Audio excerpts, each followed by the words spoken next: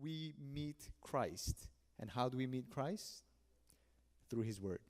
Other Christian traditions, for the Catholic tradition, for example, they meet Christ through what we call the sacraments. Okay, for the charismatics, for example, for them encountering Christ or encountering deity would be through, speaking in tongues and all sorts. Yeah, dancing and singing and loud noise. But as Bible-believing Christians, we believe that we encounter Christ through His Word. That is the essence of worship. What that means is that I believe that within the Seventh-day Adventist Church worship and church organizational system, I believe that Bible study and Sabbath school provides the most adequate environment. It provides that place, that environment for us to meet Christ in His Word. Right? Yes, the sermons too, definitely. But as a pastor, as a preacher, I could say that, honestly speaking, I could usually go in more depth in a Sabbath school discussion than in a regular sermon. And I think that is true. Because obviously sermon is usually we are more restricted with time. Okay? But the nature of it, okay? In my personal baptismal Bible studies or, when I'm leading the Sabbath school, that's the time where we could actually dive more into the Word. And it is through these two channels, Bible study and Sabbath school, that we encounter Christ, which the encountering of Christ is a fundamental aspect of worship. Okay. Given the importance of Bible study and Sabbath school, why is it that most often in many Seventh-day Adventist congregations that in our perception, Sabbath school or Bible study is kind of pushed apart from worship? It's a kind of a little bit of like the stepchild of worship, right? Music and giving offerings, it's the legitimate child, I would say. But usually Bible study, Sabbath school, we kind of push it aside and say, not for me. Something for us to reconsider. And I really appreciate number of some of our leaders and some of our members who actually are very initiative and who take the leading role in trying to create this culture of studying the Scripture in our church. Elder Greg, thank you very much for whenever you have the time, even 10, 15 minutes, you gather a group of young people to study word. Brother Brosnan as well, Brother Eman as well, and a number of others. I really appreciate some of our leaders who are trying to create that culture of church at study and in the afternoon. And actually, one of the ultimate or long-term purpose or goal that I wish to achieve through this seminar series is to kind of let the church members get used to the fact that on Sabbath afternoons, we want a time where we gather either as the whole church or in small groups to actually do some sort of study, some sort of Bible study, whether it be, Elder Greg, your group, or Brother Brosnan, your group, whatever form it takes. I think we need to cultivate and develop more this habit, this culture of Bible study. It can also be through Sabbath school studies, but I think Sabbath afternoons would be a great time for us to do that. And if we just don't do anything on Sabbath afternoon, I think that's a pretty waste. It's a waste of time, right? We should make the best use of time. So anyway, given the importance of Bible study and Sabbath school, I have actually specifically set apart one session today to deal with this. Okay, I know still some of you may be, what does this have to do with worship? How is this connected to worship? Is this really important? Isn't worship all about just going to church and sing a few songs and say amen? And I know some of us may still have that conception, but hopefully at the end of this presentation, our perception of these two elements, Bible study and Sabbath school, will be changed. And I think once we have that change of perception in these two elements, which I believe is very, very crucial for worship, I believe then that our worship as Immanuel Church would be upgraded to another level. Not simply participating in the liturgies, as I have distinguished last week, but our worship experience, our internal attitude. This morning, Dr. Reed mentioned, worship is an attitude and action, right? Starting from our attitude, our perception, our attitude towards worship, I believe, would be enhanced once we are reminded or once we are informed of the importance, and I would even want to say the necessity of these two elements, Bible study and Sabbath school. Not only they are important, but they are necessary for true worship to happen. Okay?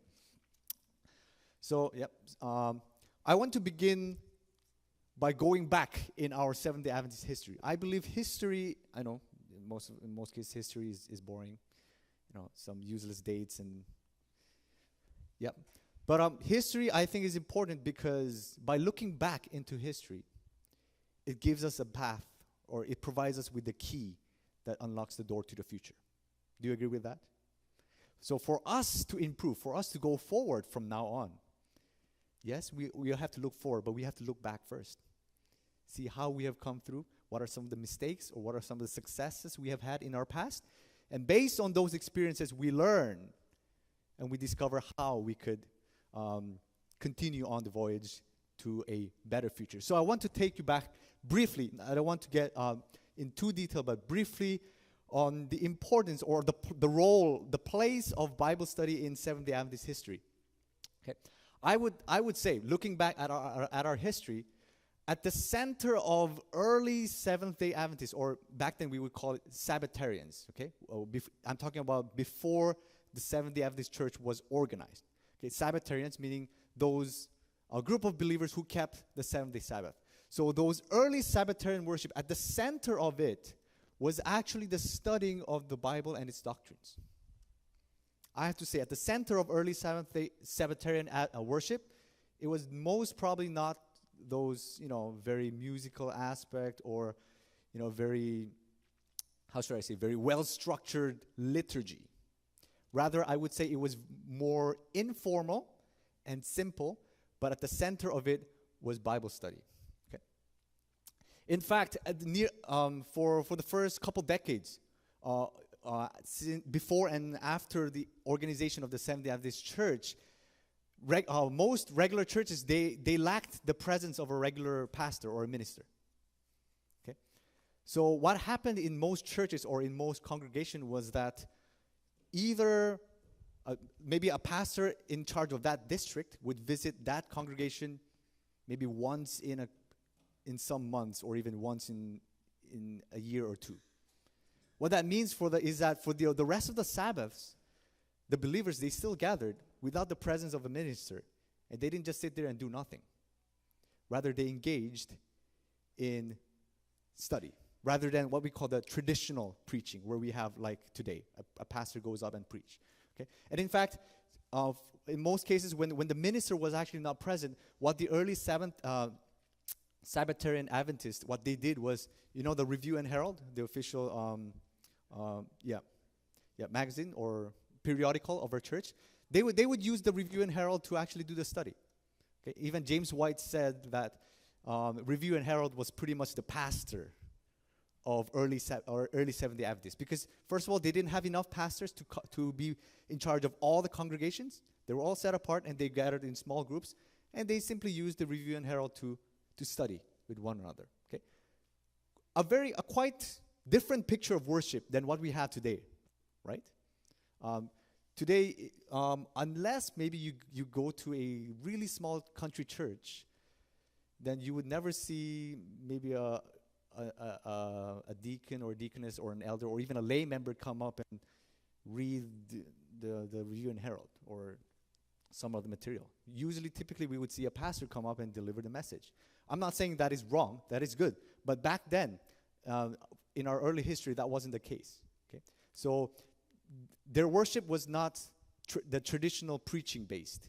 It was more of a group discussion, study based. Okay. Let's take a peek back into our history. What happened in 1844? Do you remember? Do you recall that year, 1844? What happened? The Great Disappointment, right? The Great Disappointment, where all the Adventists, meaning those who were waiting for the Advent, they pretty much, put everything on the line. What happened? Jesus didn't come, and they were disappointed. Okay, and Seventh-day Adventists came from that Millerite group, right? Seventh-day Adventists or Sabbatarian Adventists, they were disappointed.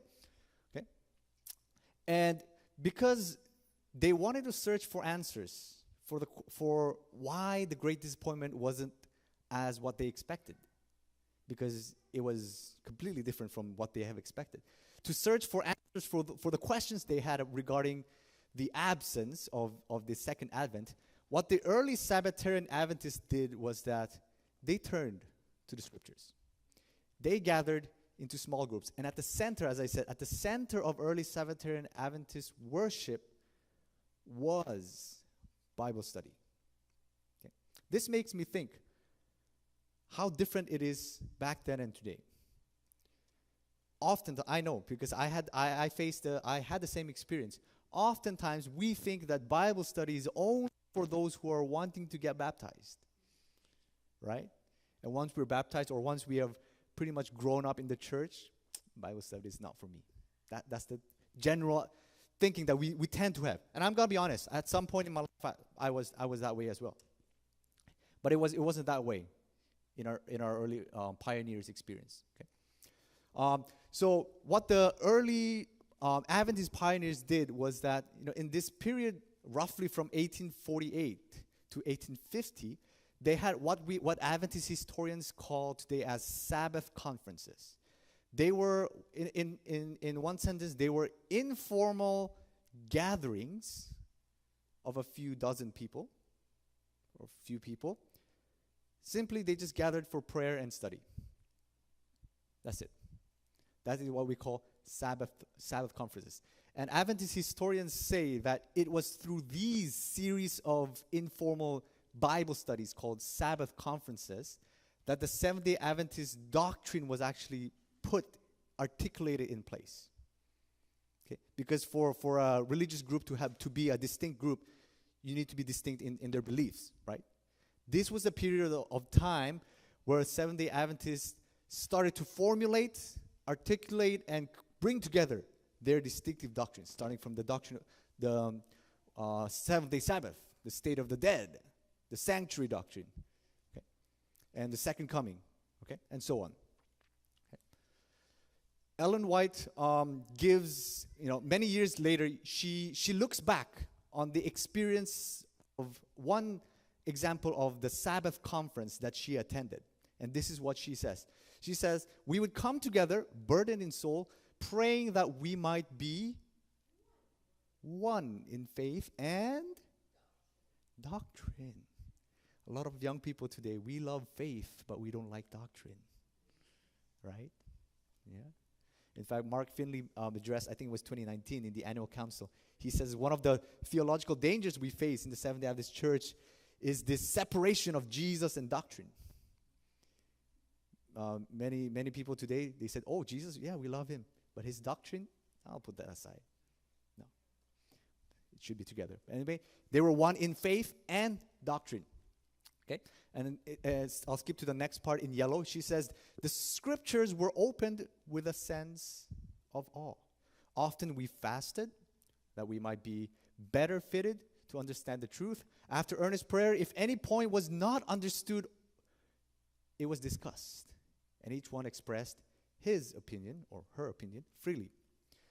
And then I'll skip a few lines. Again, the words in yellow. She even says sometimes the entire night was spent in solemn investigation of the scriptures. Can we find this picture today? Most probably not. I'm not saying that we have to spend the entire night. Yeah. Well, if you do, that's a good thing. But anyway, you see how Bible study was actually fundamental. It was foundational for our pioneers' experience back then. Today, as I said, we often assume Bible study is just maybe for those who are willing to get baptized or for those who are new to Christianity. They definitely need Bible study as well. But that doesn't mean that we don't need Bible study, right? Okay. Most of what I call the Sabbath conferences, these gatherings, they involved Bible study and the discussion of doctrinal issues. Okay? One thing I can't spend too much time, but one thing I have to emphasize is the difference between Bible study and a devotional. Do you know what the difference is? Or is it the same? Bible study and a devotional. In one word, I could say Devotional is like a instant noodle version of a Bible study. Does that make sense? Yeah. Bible study is like a well-prepared, like full-course meal. A devotional is an instant noodle. I'm not saying that devotionals are bad. They are definitely needed, right? We need time to devote ourselves, probably early in the morning, before we start the day, where we commit ourselves to God. That is important. But we should not substitute a Bible study for devotionals. It's different. Okay?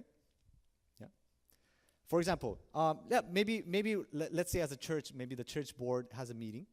Usually we start with a devotional, right? That's fine, because the whole purpose of the church board is actually not to gather and explore, study scriptures, right? We're doing some business. But before we do church business, we want to take a few moments before to, unify ourselves, to, place our hands in God's hands. So devotional is okay. But the devotional we do, for example, at the beginning of church boards, it's not the same thing that we would do in a typical Bible study or in a worship setting. They're different. They are both needed, but we need to make a distinction between Bible study and devotionals. There's this quote. It says, "The importance of Bible study and the study of doctrines seem to be the reason why Seventh-day Adventists gradually established a what? Systematic Sabbath school time." Do you see the connection between our importance on Bible study and doctrinal study leading to the formation, the organization of the Sabbath school program? Okay. In other words, Bible study and Sabbath school is almost, I would say, very synonymous. It may take a little different form, but at the essence of it is the same thing. Okay. So that was a little brief history of the importance, the necessity of Bible study in our history. And now I want to deal with more the Sabbath school itself. Okay? Because I think when we gather corporately, when we gather as an entire church, probably the best platform we have to encounter Christ for a true worship service, to encounter Christ in His Word, I believe is the Sabbath school program, where we meet Christ. Okay? So perhaps some of you may not be familiar or may not be too concerned with Sabbath school, but I hope at the end of these presentations, I will be able to convince some of you. Okay? Sister Clarissa, is she here? No? She's not here. This session was for her, but I hope she's watching maybe at home, or maybe she will watch this at another time. But anyway, I think as Immanuel Church, yes, I think we're doing pretty well in our Sabbath school, but we could definitely take it to another level. Okay, this is a direct quotation from the Sabbath school handbook. For those who didn't know, the Seventh-day Adventist Church, we actually have a handbook, a separate handbook for Sabbath school and personal ministries. Okay, it is straight from the Sabbath school handbook. I did not make this up. Okay, I did not make this up. I didn't write it just for it to fit what I want to say. No, that's why I put it on quotes. Okay, and I have the reference down there. Okay, can we all read the mission together? The mission, ready? 1, 2, 3, go. The mission of the Sabbath school is to be a system of local church religious education that builds faith and practice. The Sabbath school is based at the local church. It builds faith through the what? The study of the scriptures and the doctrines and teachings of the Seventh-day Adventist Church. So number 1, study of the scriptures. Number 2, it builds practice through the applications of biblical principles and the teachings of the Seventh-day Adventist Church to the individual lives of the Sabbath school members. Clear mission. Number 1, to build faith by study of scriptures. And second, application of the principles we obtain through the study. When I read the mission of the Sabbath school, when I read it carefully over and over again, I came to the conclusion, study of the scriptures and practicing the principles in scripture. Isn't that essentially the life of a true Christian? Isn't that essentially a life of a true disciple of Christ? You agree with me? Yeah? Studying the scriptures and applying the principles. I mentioned to you last week and the week before, and even I think this week, today, Pastor Reed mentioned that worship is not just Sabbath at morning thing we do. It's a way of life. Right? It's a way of life. If Sabbath school's mission is to build faith by a study of scriptures and practice their applications to the principles, why is it that in many Seventh-day Adventist churches we are not participating in this? Where this is actually the essence of true discipleship. Right?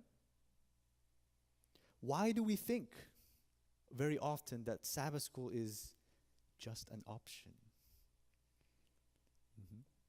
Why do we think? Sorry, we are out of time. I will entertain your question at the end. Okay? Why do we think that Sabbath school is just an option? Not for all, but anyway. The mission of the Sabbath school makes it clear. Study scriptures, apply, and we build faith. That is the essence of a true life, a life of a true disciple. That is worship itself. In other words, Sabbath school is living a life of worship. But why is it so often that we think that Sabbath school, I can just go when I feel like? It's just an option. Something for us to think about. Okay. Again, I'm quoting again further on in the Sabbath school handbook. Okay, not my words. I didn't make it up. Quote it. The Sabbath school has 4 main objectives. Okay, number 1, obviously, it's the study of the Word. Okay, it helps the students to understand the gospel, to make a personal commitment to it. I think we, as churches, we struggle with this. We have lots of churches, but we have lots of members, but we struggle to find committed members or committed leaders. Right? It will help them grow spiritually through the study of the Bible and the spirit of prophecy. So this is the first objective. I would say the primary objective of the Sabbath school, study of the Word, as it has been in our history, and this was the primary purpose why the Sabbath school program or the Sabbath school department was organized by the Seventh-day Adventist Church. Not just simply to fill up Sabbath morning times and kind of do like a preparatory thing for the divine service, okay? Or not to simply have fun. We definitely need to make Sabbath school interesting, but not for us, not a recreational activity. Okay? Study of the Word. Second objective, fellowship. Okay? Can we read the part of fellowship together? The Sabbath school, ready? Go.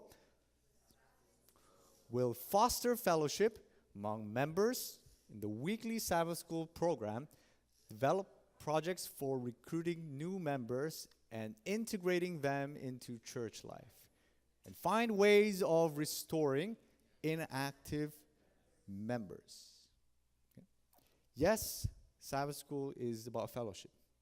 It's important. That's why as Sabbath school teachers or those who are participating in Sabbath school, we must do whatever it takes to make it attractive. Okay. But we need to be careful. The fellowship that is needed in Sabbath school is not merely having fun. Okay, so that's a hard balance for us to maintain. I must make an honest confession, because I failed at this, and I think I'm able to share it because I recognize my mistake, and I have learned from it, and I hopefully, God willing, and through His guidance, I will not repeat this mistake in the future. Believe it or not, at one point in my life, I was very, I want to say, anti-Sabbath school. Yeah, I'm being honest. I did not know why the Sabbath school was set up in the first place, with what purpose. I didn't see the importance. Okay, I'm being honest. And before my assignment, when I was working in my student practicum, or when I was serving as a voluntary youth pastor in a number of churches, typically, if there's a youth pastor, the church will assign the youth pastor or the voluntary pastor with the teens or the youth, right? In the same case with me. And me being that anti-Sabbath school guy, what I did during the Sabbath school time was I squeezed out my brain whatever I can to make Sabbath school a recreational activity. Because I wanted to give the impression to the church that, the young people are coming to church and they're having fun. What happened was I totally set aside the Sabbath school, quarterly or the resource that we use for the study. I said, I'm not going to touch that. People are going to get bored. Prepared some games or recreation activities or stuff.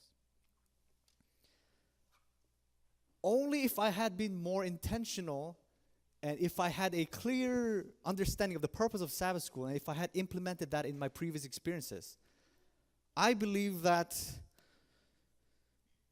I would have at least a couple more souls led into the kingdom. Yeah. And honestly speaking, I feel terrible about it. And I'm not sharing this to brag of what I did, but I'm sharing this because I recognize my mistake, and that's something that I should not repeat in the future. Yeah. Yes, we want Sabbath school to be fun and interactive, and I think that's the role of the teachers. We must make it as participatory as possible. But we should never compromise the essence of Sabbath school just to attract the people and let them have fun. Okay. In fact, I've covered one of the principles that I shared last week, the principle of meeting a friend.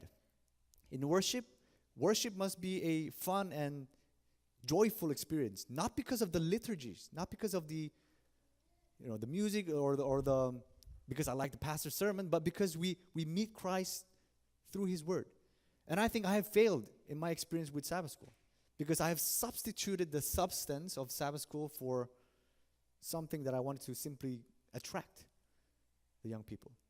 And now that I look back, if I had been more faithful to the primary objective of the Sabbath school, perhaps some of the young people that were in my Sabbath school class in the previous churches, perhaps they would remain in the church. And it's saddening to see that a number of them have gone astray. And I feel bad about it, and something for me to think about it, for me to improve. And I hope this experience that I share with you would be not to scare you off, but would be a reminder for all of us that the Sabbath school is actually a platform. Yes, we want to make it as fun as possible, but it's a platform where all members meet Christ in his word. And that should be the focus of our Sabbath school. Okay. The third and the fourth objective of the Sabbath school, according to the Sabbath school handbook, again, I'm not making it up, I'm quoting it. Third is community outreach. Okay. A while ago we've seen in the mission that Sabbath school is, first of all, a study of the scriptures and an application of it. Okay. I think this is where the application comes in. Okay. It says the Sabbath school will help its students catch a vision of the church's mission in the community, train them for service, and inspire them to witness. It will develop programs to involve them in soul-winning activities. So if we see in our churches or in other churches where we are so vibrant in our Sabbath school discussions, but that leads to nothing, we need to check. Because that vibrancy of the discussions we have, the good sharings we have, ultimately must result in community outreach, in mission. Mm-hmm. But one thing, as I reflected on the Seventh-day Adventist Church as a whole, oftentimes, we emphasize that we are a mission church. We need to do a mission, which is good. But perhaps we are focusing so much on objective 3 and 4, and we're actually skipping the first 2. We're just, we have to mission, we have to go outreach, which is good. But we do it at the expense of number 1, studying the Word. Something for us to think about. Here's the thing. True discipleship results in outreach, community outreach, results in mission outreach. But we can't say that every outreach program is a result of true discipleship. Does that make sense? I'll say it again. True discipleship, once we truly study the word, apply the principles, it will naturally lead to true outreach. Okay, but every outreach that is out there in the world, we cannot say that every one of them is a result of true discipleship. Because we can do mission, we can do outreach without being a true disciple of Christ. I think that is the uniqueness that we as Adventists are called to be. Not simply in the mission, in the outreach aspect, but also in our discipleship, also in our spiritual relationship, our connection with Christ. Anyway, moving on to the fourth point, Sabbath School also has one of its objective to place emphasis on world mission. Pastor Reed mentioned this morning, we are a global church. Okay? That's why in Sabbath School, every quarter we have a specific division where all our offerings are headed to. Okay? It's a worldwide church. And Sabbath School helps us to notify us of our worldwide mission, and it encourages us to contribute for worldwide mission. So, we have seen briefly the mission of the Sabbath School and the objectives of the Sabbath School. And we have seen how important and necessary. I don't want to stop at important. In addition to important, I want to add, it is necessary. We have seen how necessary it is, both for our personal growth and the corporate growth, for the growth of the church. That's why, in that sense, I call the Sabbath School as the backbone of the church. Do you agree with me? Would there be a better term to give? Perhaps a better term. Yeah. Sorry? Yes. The heartbeat, perhaps. What keeps us going, right? The heartbeat of the church. The backbone. Something, in other words, something that is essential. Without it, we can't live. We can't stand. We can't go out into the world. Okay. So, I want to share a few quotations from, some quotations from Ellen White. She actually has written quite extensively on Sabbath School. And it's quite surprising, the issues that she faced in her days is very similar to the issues that we face with Sabbath School these days. And as we look through her quotations, let's try to compare. Let's try to reflect on ourselves, okay? And see, you know what? They had the same problem. We have the same problem today. Okay? Here's what Ellen White says about the importance of Sabbath School. She says, the Sabbath School work is important, and all who are interested in the truth, okay, all who are interested in the truth should endeavor to make it prosperous. Isn't that a strong statement? All who are interested in this truth should endeavor to make it prosperous. She also says that the Sabbath School is one of the greatest instrumentalities in bringing souls to Christ. We are called to bring more souls for God's kingdom, right? Then should we shy away from Sabbath School? No, that's the platform that provides us a chance for soul winning. She also says quite a lot about the involvement of young people in Sabbath School. Now, young people, we have a few here. I hope they're listening through YouTube. I have a lot of words to say to you, okay, regarding Sabbath School. Mm-hmm.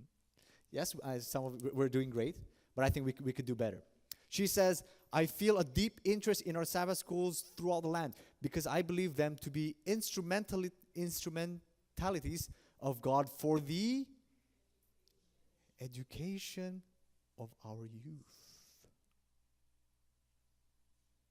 Young people, if you ever think, Sabbath school is not for me, I'm sorry, you're wrong.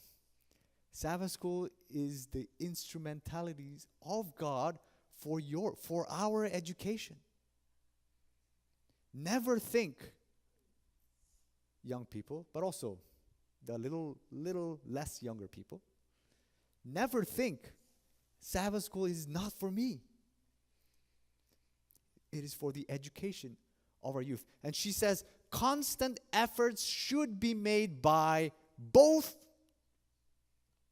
parents and teachers to interest the youth. What this means is the whole church must be involved.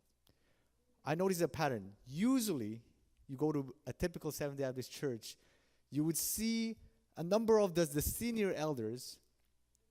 They would expect the youth pastor or the youth leader, hey, make sure you have a Sabbath school class. Make sure it's going on well. And then they go.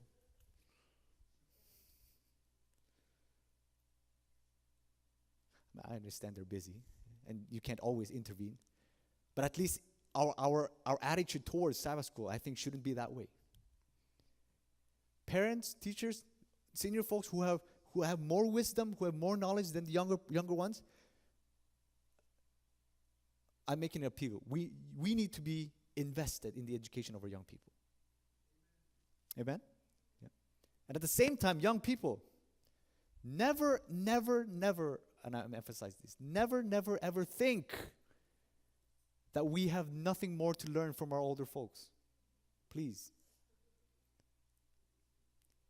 It may seem like we are knowledgeable.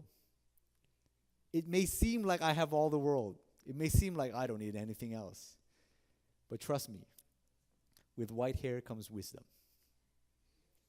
Right? I'm not saying that everything that the older folks say is infallible. No. But we definitely have something to learn from our adults. So young people, never think that Sabbath school is not for me. And as much as possible, at least in our Sabbath school times, we must try to make this is my suggestion. I know it won't happen overnight. But my suggestion is that I think we need to be intergenerational in our worship. The older folks never think that, oh, young people, you have your own stuff. We'll have our own stuff. Never think that way. And young people, never ever think that, oh, this is just for the young people. The older folks, oh, they're boring. We want to have our own. No. Yes, occasionally we will have times where we'll have generation-specific programs. But in large, when it comes to our understanding, our study of the Word, I think an intergenerational approach would be beneficial for both the young people and the adults. Because as we hear good words, we learn. And for those who are teaching, did you know that as you teach, you learn as well? Because you can't teach until you learn first. And also, as you teach, you learn. Right? Because you have to relearn what you have learned and make it your own in order for you to teach. Okay? So just a suggestion, but I think perhaps if we could make our Sabbath school a little bit more intergenerational, maybe it would be better. Something for us to think with the Sabbath school department and with the leaders of the church on how we could make this possible. But anyway, I hope you get the principle. It is not just for the older folks, or it's not just for the younger ones. It's not just for the little ones. It's for the education of everyone. And especially for the education of the young people, it involves both the young people and the older folks. Okay? Someone needs to share the knowledge. Someone needs to listen. And with that constant dialogue, trust me, even the older folks, as they teach the younger ones, they will learn too, right? Right? We're all in a continuous learning journey. And the Sabbath school provides that platform for us to continually learn. She also says Sabbath school is an important branch of the missionary work, because not only because it gives to young and old a knowledge of God's power, of God's word, but because it awakens in them a love for its sacred truth and a desire to study them for themselves, and above all, it teaches them to regulate their lives, applying the principles we've seen a while ago. Regulate their lives by its holy teachings. Okay. The Lord calls for young men and women to gird themselves for lifelong, earnest labor in the Sabbath school work. Our church, we need people who would be committed for lifelong, earnest labor, she says, in a Sabbath school. Okay. Now, moving on, we want to end on a good note, right? Not end, about how bad I feel for not considering Sabbath school the way I have been doing so. So I want to present some practical tips on how we could make our Sabbath school program here at Immanuel more successful. These are general principles, general tips for us. Number one is persevering fidelity. We need to keep moving, keep the ball rolling. Ellen White says, such patient, prayerful, and persevering fidelity as was possessed by these saints of God, referring to Caleb, Hannah, and Dorcas, is rare. Yet the church cannot prosper without it. Without persevering fidelity, we cannot prosper. It is needed in the church, in the Sabbath school, and in society. So yes, Sabbath school leaders and some members too, it's tiring, I know. It's tiring to commit ourselves every week, especially when people don't show up, and it's just a few, and I prepared, and I understand that. But I want to give you an encouragement again. It is a great instrumentality that God has set apart for soul winning. Let us hold on. Let us push on. And I'm not only saying this to the leaders, to the teachers of the Sabbath school, because they are humans too, and at some point they will get burned out too. And we must help them for them not to be burned out. So we need to show up. We need to remind ourselves of the importance of Sabbath school and earnestly, continuously persevere in the studying of the Sabbath school. Okay. Second is teamwork. There's a saying, teamwork makes the dream work. Right? Same thing, I think same thing in Sabbath school. Ellen White says, different minds and qualities will bring fresh ideas, fresh lines of thought, and this is essential. If we would appoint Elder Sylvia to do the Sabbath school Zoom discussion every day, every morning, 10 a.m., on Sabbath mornings, first, it's impossible. Right? If we build a team, the more people we have, the lighter the workload is, the more ideas we will have, more diverse type of discussions we will have, the more the members will not be bored. Okay? We need to help and support each other. We can't just rely on the Sabbath school superintendent and just a few teachers. Okay? If you feel that God has called you to lead out in a Sabbath school, please let us know. Please let Sister Clarissa know. We need more people, more different minds to come together to give new life, to give fresh ideas, and to lighten the load. Number 3, the third tip for a successful Sabbath school is don't make it mechanical. Let me explain this.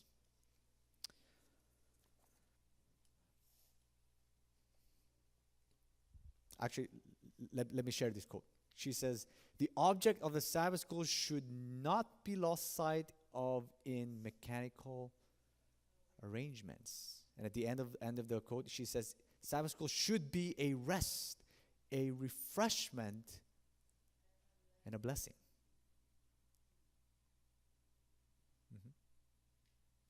If we find our Sabbath school too mechanical, it tires us out.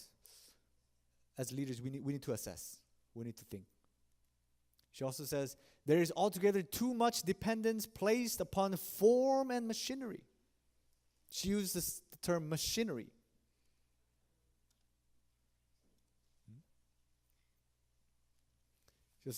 She even says quite strongly, let not those who have a mechanical way of doing things take complete charge of the school.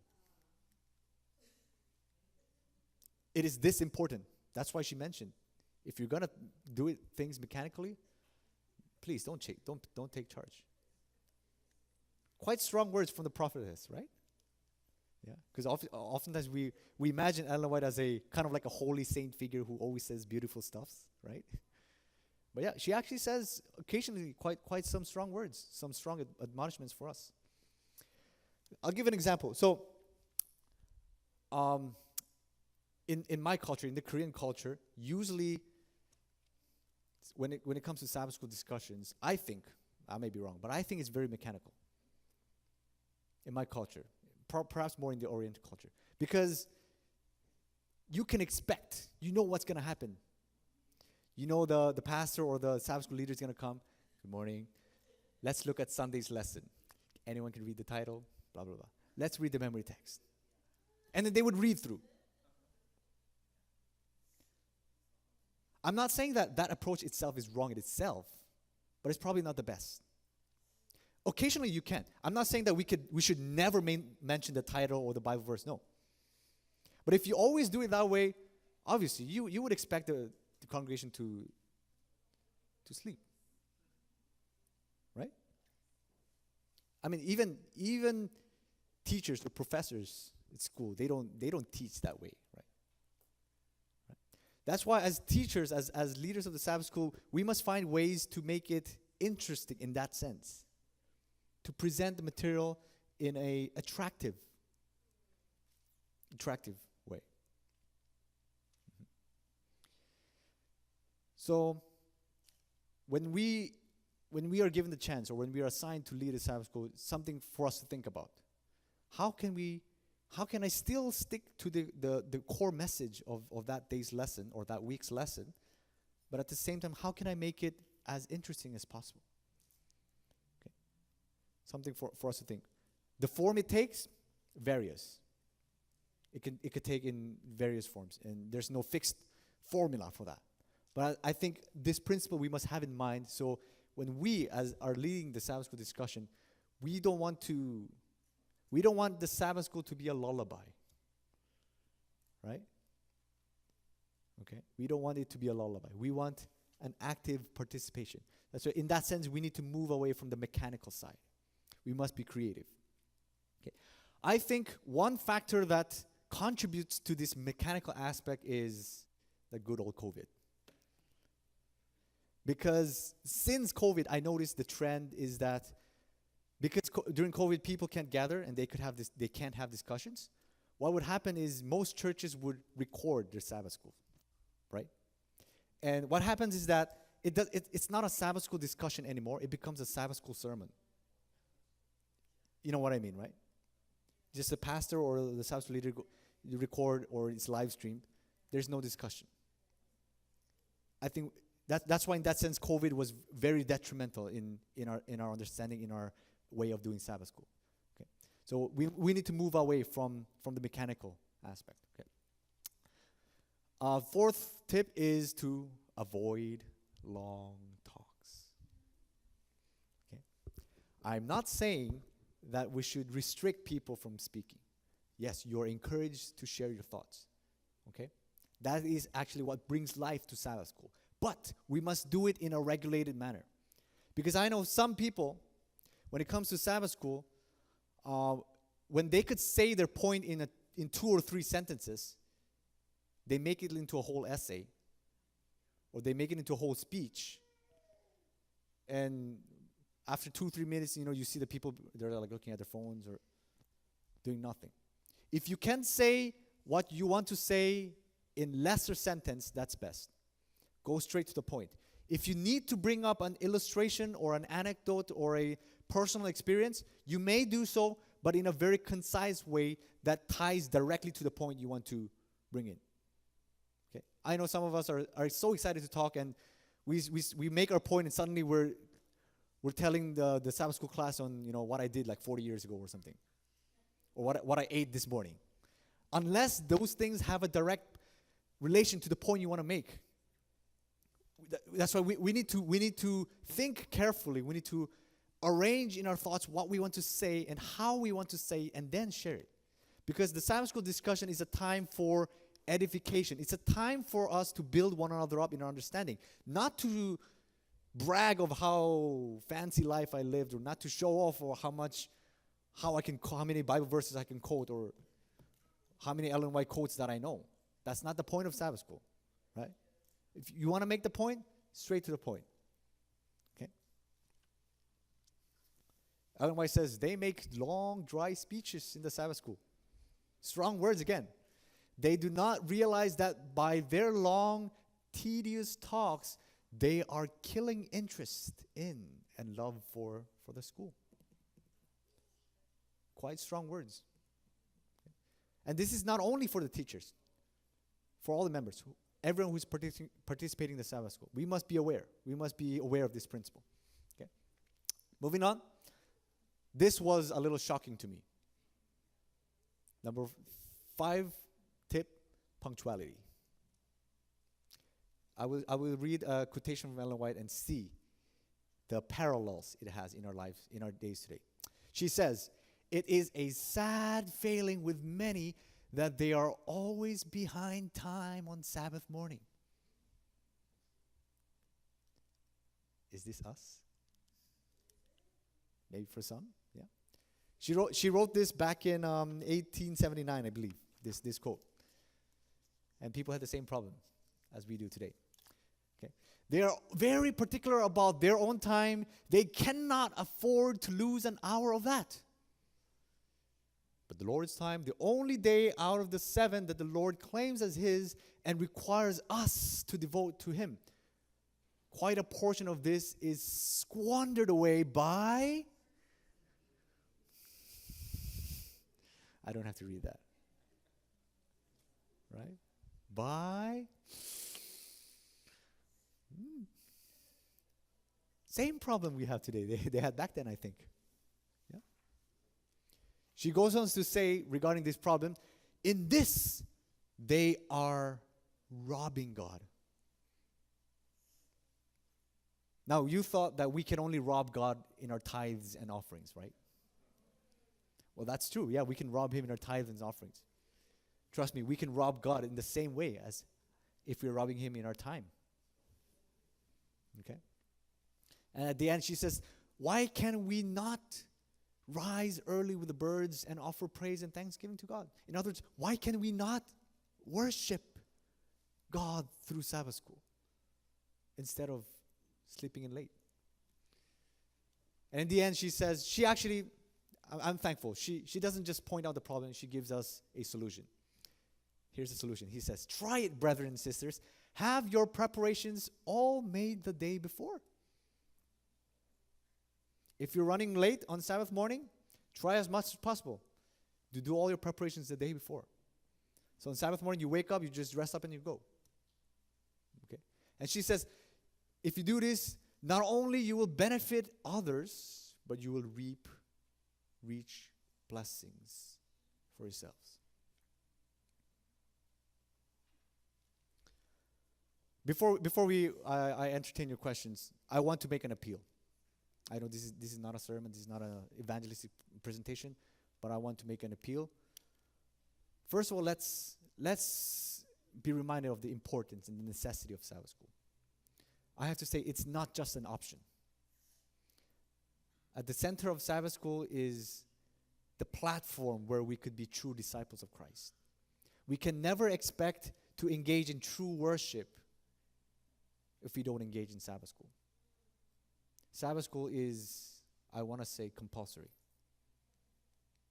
Okay? And when it comes to Sabbath school, there are certain things we need to take into consideration. The core of the Sabbath school must be the study of the Word. We can make it as fun and entertaining as possible, but we don't want to lose that. Okay? Any questions? Any comments? Can you help me with the mics, please? Yep. Yeah, we have about couple minutes.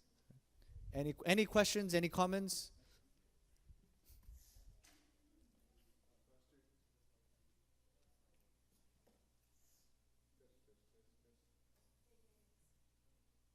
Sorry.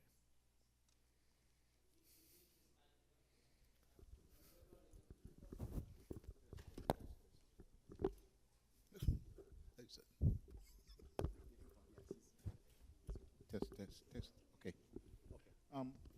Pastor, I'm glad you mentioned about the Sabbath school as the backbone, which is so true. And I think the Sabbath school is the first spiritual meal of the day. And it's important that it's very good. For example, the children from kindergarten, or rather cradle roll, kindergarten, primary, etc., the teachers are laying the foundation for those young people. And it's vital for them to have that foundation laid so that as they graduate up to the different classes, they have the backbone to feed on. And so because the Sabbath school, the first meal of the day, is so vital, it's important to eat it well so that this spiritual food can nourish our bodies for the rest of the service. And so that at the end of the day, we can just rejoice that, listen, I had the first meal of the day, and the second was even better, and the third one was even greatest. Okay, so with that, lay the foundation for the young people so that as they grow, they will more strengthen in the word of the Lord. Absolutely. Yes, thank you. That is the importance, the necessity of Sabbath school that I've mentioned. Thank you, Elder Cleghorns, for sharing. Pastor, I noticed your section on Bible study and Sabbath school interjected in between worship by putting this here.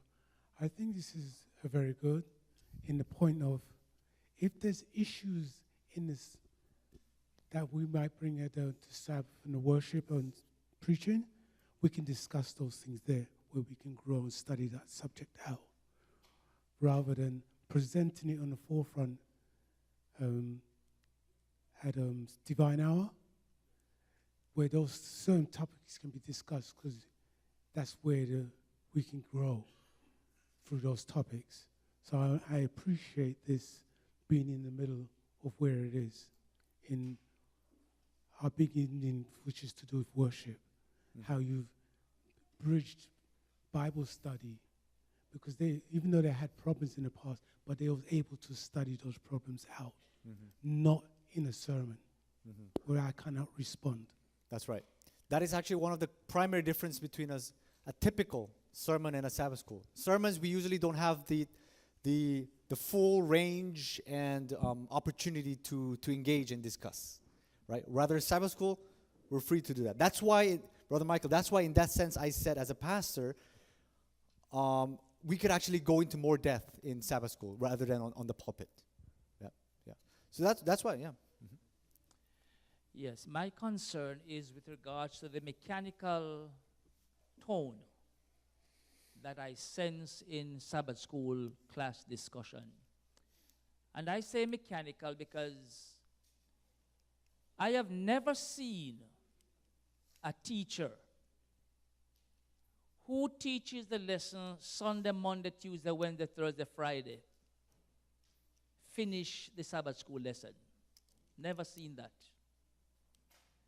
I'm in the church over 60 years. And I've never seen that happen.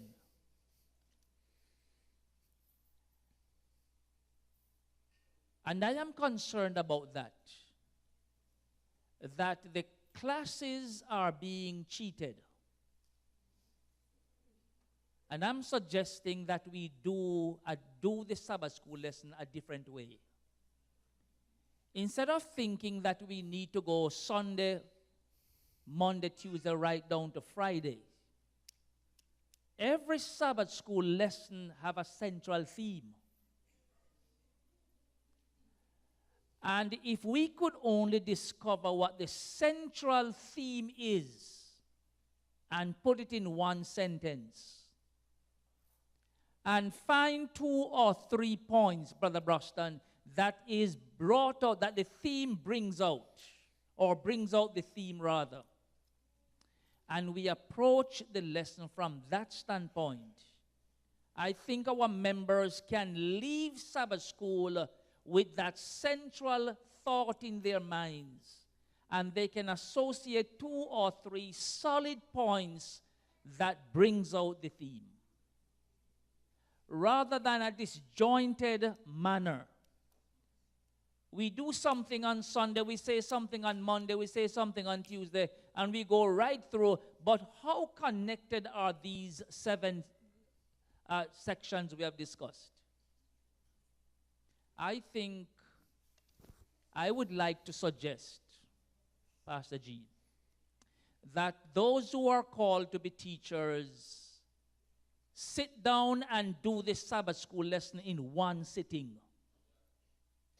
Instead of studying it daily, study it in one sitting. It can take 45 minutes to an hour of diligently poring over the Sabbath school lesson and looking for the theme.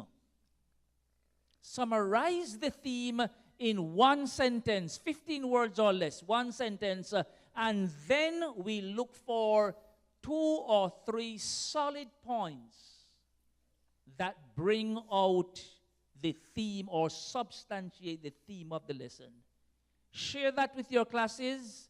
Guaranteed members leave memorizing what the Sabbath school lesson was about. But if we continue to be mechanical, as you said, it's too mechanical, it's just going to be nothing to take away. Absolutely, yep. Thank you for the suggestion. Brother Brosnan, yes? I think that what Pastor said will work, providing the members study the lesson. That is of paramount importance, because as a teacher, when you go to teach, right away you know whether your members have studied the lesson. And consequently, this is what I observe all the time. So if you're going to summarize something that most people have not studied, you've got a problem. And that is essentially what I find. So I suspect what is important is to encourage the members to study the lesson. Once the lessons are studied, then we can implement your strategy. If it is not, then we have to go day by day That's by right, day. yeah. And this is the reality that I've experienced, so that's just Yeah. what I... What I wanted to say about the mechanical aspect of Sabbath school is, I'm not specifically referring to the structure itself, but in some cases, if the structure itself leads to the mechanical aspect, then we might have to change it. But the means or the mode of how Sabbath school is presented, if we could kind of shy away from the mechanical approach and make it more of an interactive approach, perhaps we would gain the interest of many more people. Okay. Yeah. Yes, we'll take one more last question, gentleman at the back. Yes, you raised your hand a while ago, so one more question and we will end. Okay, so put it this way. When you're hungry, nobody has to tell you to eat food. You'll go get it. When you're thirsty, nobody's going to tell you something. You're going to run and go get the water.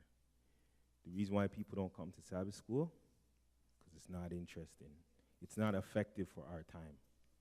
So the people are not running. They don't want to run there on time. It's not exciting. It's not even exciting. It's not beneficial and effective for their lifestyle. Most of everything in there is for past tense. It's not for future tense that you can effectively put in your life to live out. So that's why a lot of people are not, it's not really that important. Like if I don't come, it's not going to affect me. Is it? Not really. So it might be good, but it's not really important. And if it is important, it wouldn't be cut short. It wouldn't be cut so short. So we can kill the preliminaries in the day and put that time to the Sabbath school and let people really get involved and deal with subjects that people are really dealing with. So just a suggestion. Yeah, thanks for sharing. Let me just end with this in response to that. Yeah, definitely. Many of us, we do not feel the importance for ourselves. We do not see it as relevant. So that's why, in that sense, I think we are not to put the blame on a certain group of people. So we should all work together. So the teachers, the instructors, we need to, from now onwards, we need to make it as interactive, as appealing, as relevant as possible. At the same time, the members shouldn't just wait and, again, same like same like the concept I mentioned 2 weeks ago, impress me. Members, we shouldn't just wait passively that way. We must discover. And I understand, everyone has their own path on discovering the importance of Sabbath school. I'll briefly share of how I discovered it. And I hope this would be an inspiration. This would provide you with some ways where you could discover the importance of Sabbath school yourself. So as I said, I was very anti-Sabbath school before. And I didn't even know, I didn't use the Sabbath school quarterly. I just hated it. I thought we needed to have fun. And I told you of how clumsy that was, and I made a mistake. How I came, I would say my conversion story regarding Sabbath school is, so when I was in undergrad, my personal goal during undergrad was to get one of my research papers published in an academic journal. That was my goal. Okay. I forgot it for most of the time, but praise God, I've actually accomplished that goal. I've had two papers published, but one of them was actually a paper that I wrote because based on my study in the Sabbath school. I think it was back in 2019, the first quarter, I believe. It was the study on Revelation, on the book of Revelation. Ranko Stefanovic, leading Revelation scholar in our church, authored that quarter. And I was going through the Sabbath school just randomly. Usually I don't, but because it was book of the Revelation and I was interested in it, I was just skimming through. And I noticed that, hey, this seems a little problematic. And that got my interest. And I ended writing a paper.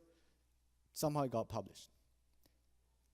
Before that, I didn't know that Sabbath school could be that useful, because I've always thought that Sabbath school, it's all the stories that I know. What can I gain? It's not even important for me. But because I had that personal goal of getting a paper published, and that was possible because I've actually opened the Sabbath school and read it myself and studied myself. So, everybody may have their different experience. But hopefully this, why I'm sharing this is, hopefully this will encourage you to discover your own pathway of how to discover the importance of Sabbath school. I discovered it that way. Okay? And because that was a pretty big goal for me and I accomplished it through Sabbath school, now I'm grateful that I'm for the Sabbath school and I try my best to remain in it. For you, it may be different. Maybe you may be going through something in life. The answers might be in the Sabbath school. I mean, this quarter we're studying about the Psalms. Again, it's reminding me of the importance. Last week and the week before, it talks about how God is the ruler despite all the things that are happening around us. I think that is a relevant lesson for all of us. Yeah, we are all framed at one point. We are all rejected. We all go through troubles. But the lesson teaches us that, yes, the psalmist had the same experience, but eventually they learned how to trust God. So I want to encourage each one of you, if you are still doubtful or hesitant regarding the importance, the necessity of Sabbath school, with a prayerful heart, with a prayerful mind, and with an open attitude, don't just shun away the Sabbath school. Try to keep your avenues open that could possibly lead you to catch the importance of Sabbath school. Mine came through an academic journal. Yours could be a different way. You may have maybe a financial problem. Perhaps the Sabbath school study can refer that to you. You're having a relational or a social problem or a spiritual problem, okay? Or you're faced with the death of a loved one. Couple quarters ago, there was a lesson on death, hope and something. So the Sabbath school is, if we actually have an open mind and take time to read it, trust me, you will find at least one thing that could be helpful, that could be important, that could be relevant to you. And this is the appeal that I want to make for our church members. Let's put aside our previous, trauma with Sabbath school, perhaps I could say, or our bad experiences with Sabbath school. Let's approach it with a new heart, with a new mind, and with a willingness to learn, because trust me, we can all learn something, even if it's a small thing. And once that learning experience grows, builds, the more our excitement for Sabbath school will build. And once we cultivate that culture in our church, I believe that our discipleship program, our spiritual growth, and as well our mission outreach would result in the best way as possible. Okay. So that is all I have today. Next week, in addition to Bible study and Sabbath school, we're going to deal with other elements that are present in Adventist worship. Congregational singing, prayer, proclamation of the word, tithes and offerings. There are different elements that are present in a typical Adventist worship. We're going to explore them one by one, search for the true meaning of those so that we will know why we're doing these stuffs in our worship. Okay? Thank you very much.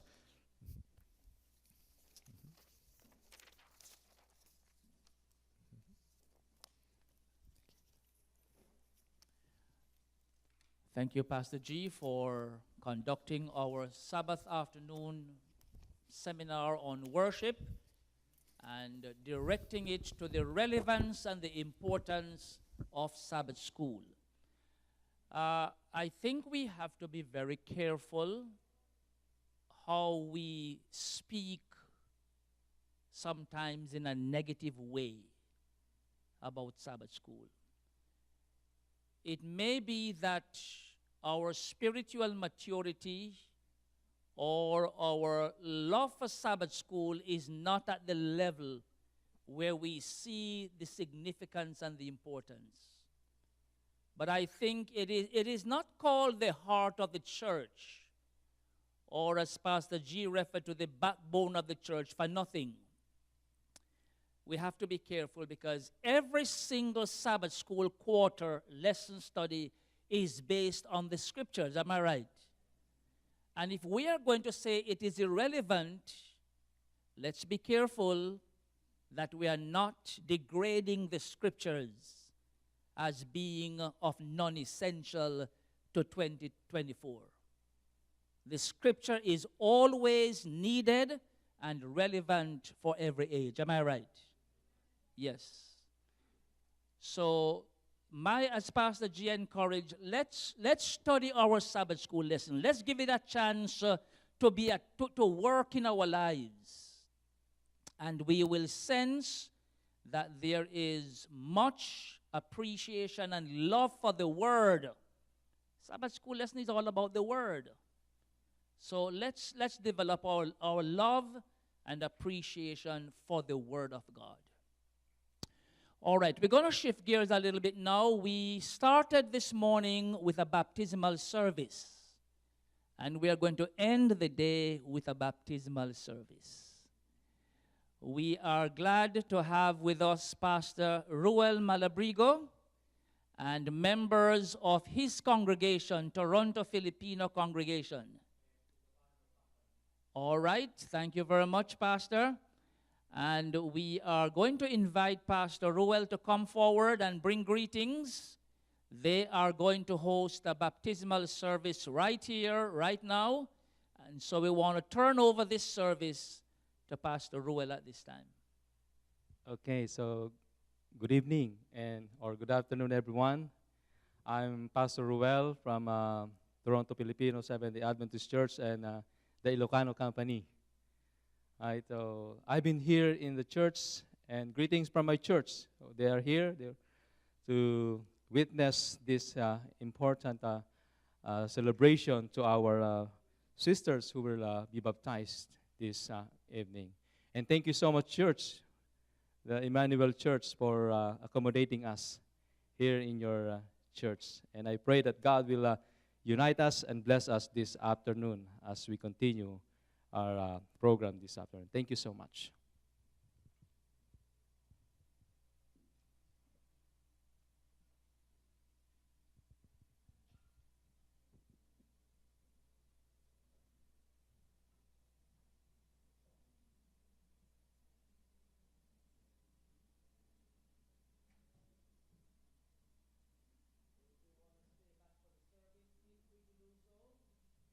If you want to stay back and enjoy the baptism, that's fine. That's no charge.